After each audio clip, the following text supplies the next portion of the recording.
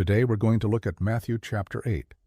Now we've been going through the Gospel of Matthew one chapter a day, but we're actually going to skip a few chapters here because they're kind of long, and there's not really a main point that we can hone in on for the main idea.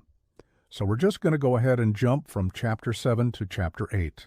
In chapter 8, we see Jesus healing a centurion's servant and then Peter's mother-in-law. We also see Jesus calming the seas, and we see him healing a man with leprosy. So let's take a look at each one of these and see what we can learn. First of all, when Jesus was in the house of a centurion, he heard a centurion asking for his servant to be healed. And the amazing thing is that this centurion didn't even think that he was worthy for Jesus to come into his house. But Jesus did go into his house, and he did heal his servant. This is an example of great faith, and notice that the centurion didn't even request anything for himself, but only asked that his servant be healed. He didn't even think that he was worthy to have Jesus come into his home. What a great example of faith. Then we see that Peter's mother-in-law was very sick with a fever, and Jesus took her fever away.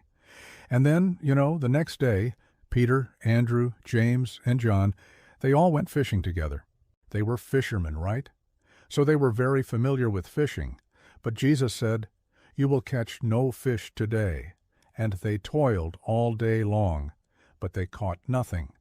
And then Jesus said, "Cast your net on the right side of the ship, and you will find plenty of fish."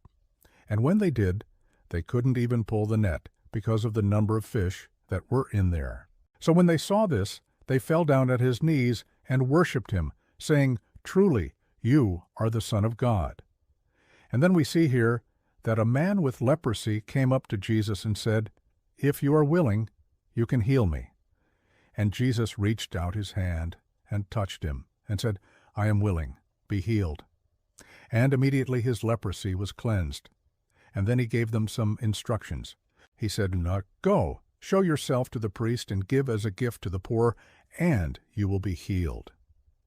So we see here that Jesus is a healer. He's still healing people today. People come to him with different types of sickness and diseases, and he heals them. If you need healing, put your request in the comments and let us know how we can be praying for you. And so until next time, may the God of hope fill you with all joy and peace as you trust in him.